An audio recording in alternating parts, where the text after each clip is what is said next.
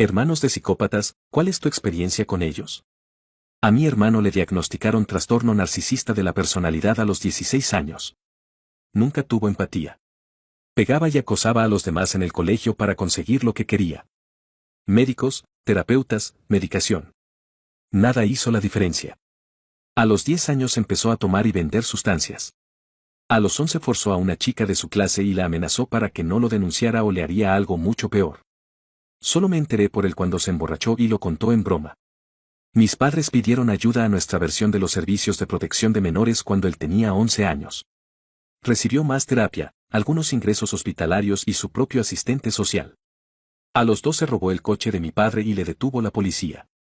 A los 14 tuvo sus primeros cargos, sustancias y agresión. Mis padres ya no podían más y aceptaron internarlo durante un año en una residencia para adolescentes con problemas. Le echaron poco antes de que acabara el año. Volvió a casa y pareció reconocer, de un modo clínico y distante, que no podía seguir así sin acabar en la cárcel. Tenía unos 15 años. Empezó a ser menos violento, pero tenía delirios de grandeza y necesitaba que todo el mundo accediera a lo que él quería. Si no lo hacían, arremetía. Aún así, mis padres le obligaron a ir a terapia. Agredía a mi padre y lo asfixiaba porque no quería. Mi hermano tenía 16 años, pero también medía 1,90 y pesaba unos 90 kilos. Mi padre murió de un aneurisma repentino cuando tenía 16 años, y se descarriló por completo.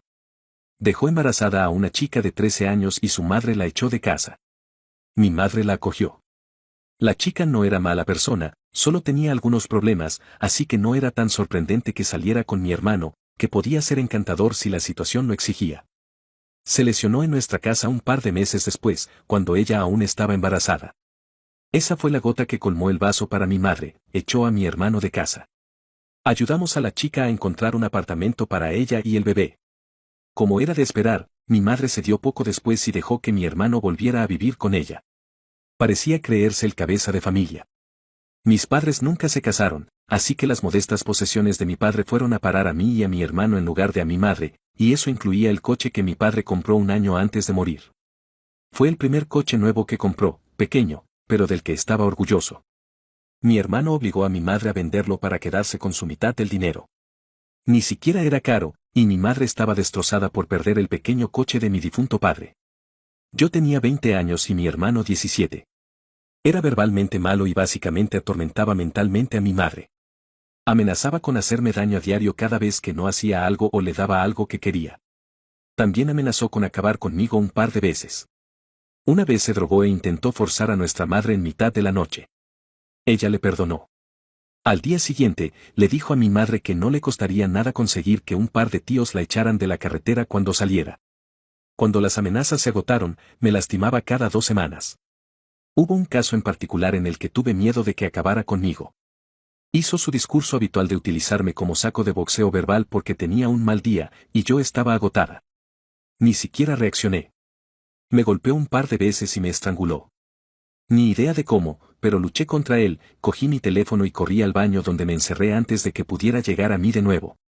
Intentaba derribar la puerta mientras yo llamaba a la policía. La policía no hizo nada. Me dijeron que él vivía allí, así que tendríamos que llevarnos bien, y que como los dos habíamos dicho cosas opuestas, no pasaría nada.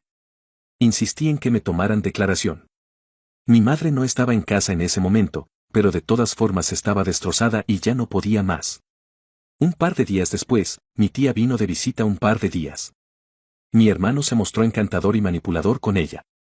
Mi tía intentó presionarme para que no presentara cargos, ya que aparentemente yo misma me había provocado las docenas de moratones y contusiones que tenía, como mi hermano le había dicho. En ese momento quise quitarme la vida y le di un ultimátum a mi madre, él o yo. Ella volvió a echarle. Volvió un año después, y yo me fui a vivir a la universidad inmediatamente. Ya no culpo mucho a mi madre, pero nunca pudo entender que su amor por su hijo estaba fuera de lugar. Él no tenía las cosas que hacían a alguien humano. Se fue a España cuando la madre de su hija intentó conseguir la manutención. Por alguna razón, su exnovia empezó a dejarle ver a su hija, y la hija vuela a España con mi madre 1 o 2 veces al año para verle. O solía hacerlo, al menos.